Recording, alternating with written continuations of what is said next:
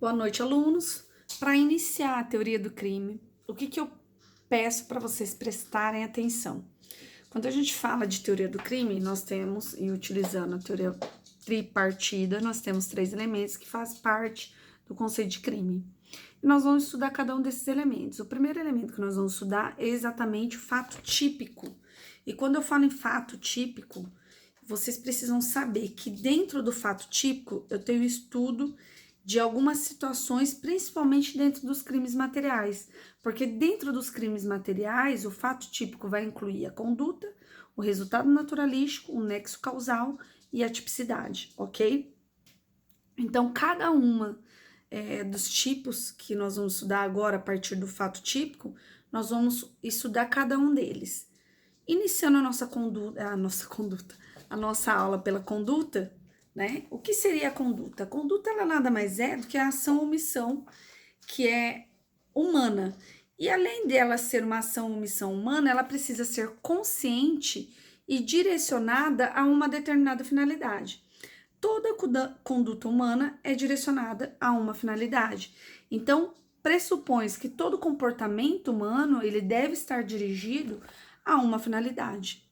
Quais seriam os elementos da conduta? Quando a gente fala em conduta, eu possuo 3 elementos básicos da conduta. Qual seriam? A exteriorização do pensamento, quando eu exteriorizo por meio do pensamento, do meu pensamento, a minha conduta, a consciência dessa conduta que eu estou tomando direcionada a algo e também aquilo que a gente chama de voluntariedade. Então, sempre que se fala na conduta, eu tenho que ter esses 3 elementos: exteriorização do pensamento, a consciência e a voluntariedade, ok? Pensando que a nossa teoria é uma teoria finalista e pensando nessa situação de uma teoria finalista que é adotada pelo nosso código, o que a gente tem que pensar? Que qualquer conduta do ser humano, qualquer situação que se tem do ser humano, ela é direcionada a uma finalidade, porque a teoria finalista fala que a conduta ela tem que ter uma finalidade, né? Busca de uma finalidade, ok? Entrando na situação de exteriorização dessa própria conduta, essa exteriorização do pensamento é quando você passa a agir no mundo, né? Então você tem um movimento corpóreo onde você vai ter uma abstenção ou vai ter uma ação. Você vai ou agir ou vai deixar de agir para estar dentro dessa conduta, ok? Então, quando a gente fala de exteriorização, eu preciso necessariamente dessa exteriorização. Esse agir ou não agir, esse passar a agir ou não agir dentro dessa conduta, tá? Isso é quando a gente se relaciona a essa situação de exteriorização. Lembre-se, um exemplo clássico que eu falo para vocês, eu nunca posso ter dentro do direito penal uma punição se o sujeito não inicia pelo menos os atos executórios, entendeu? Enquanto estiver na instigação, na cabeça dele o crime, você não inicia os atos executórios, você não consegue ter uma criminalização, uma imputabilidade de determinada conduta dele. Além dessa exteriorização, eu preciso ter uma consciência. Isso quer dizer que o sujeito precisa saber o que está realizando. E saber o que está realizando é ele ter consciência daquilo que ele está fazendo. Exemplo clássico: se o sujeito estiver hipnotizado, né? Nós passamos aí uma época falando bastante de uma questão de hipnose. O sujeito está hipnotizado, ele tem consciência daquilo que ele está falando? Daquilo que ele está fazendo? Ele não vai ter consciência daquilo que ele está fazendo.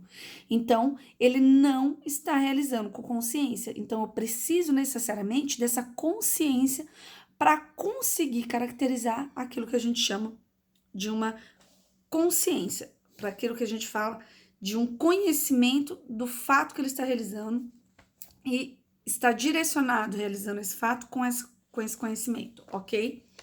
Além disso, ele precisa ter aquilo que a gente chama de voluntariedade. O que é voluntariedade? O sujeito precisa estar querendo realizar. Então, quer dizer, além de eu estar praticando uma ação ou uma omissão, eu tenho que saber como eu estou praticando ou não praticando essa ação, ok? Ou praticando ação ou me omitindo na prática dessa conduta, e eu também tenho que ter a vontade de praticar. Eu preciso ter a vontade direcionada a essa prática.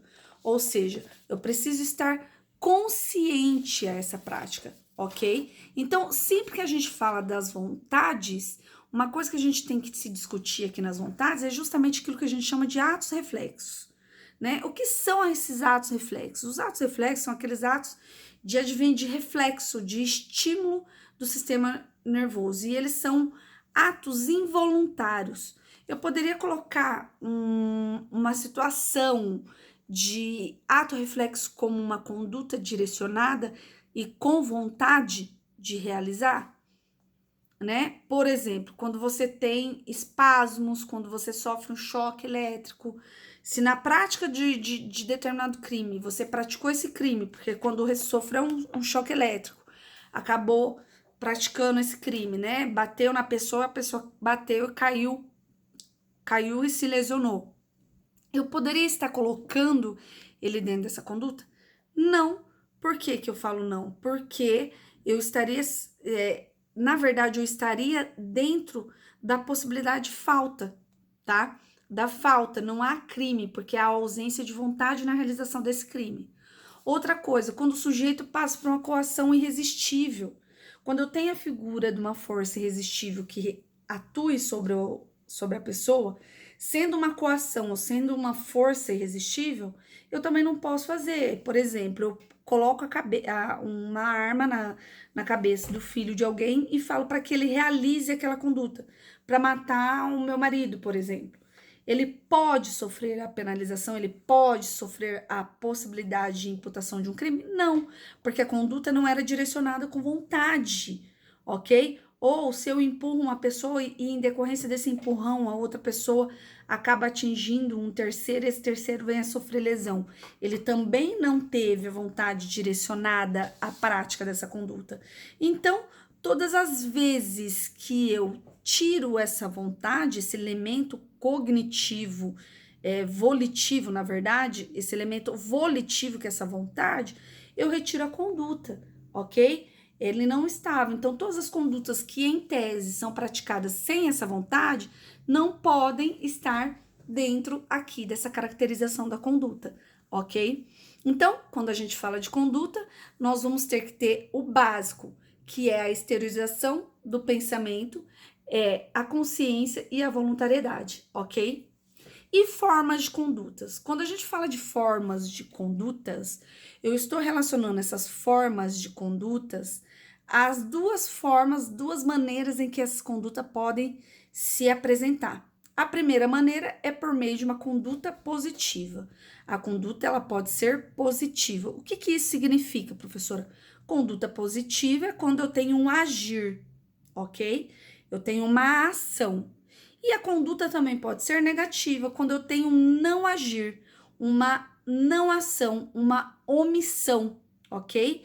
Positiva, ela também pode ser chamada de comissiva, e omissiva, se for uma conduta negativa. Espero que tenham gostado dessas dicas para vocês, e a gente volta na nossa próxima aula com as teorias da ação e da omissão, ok?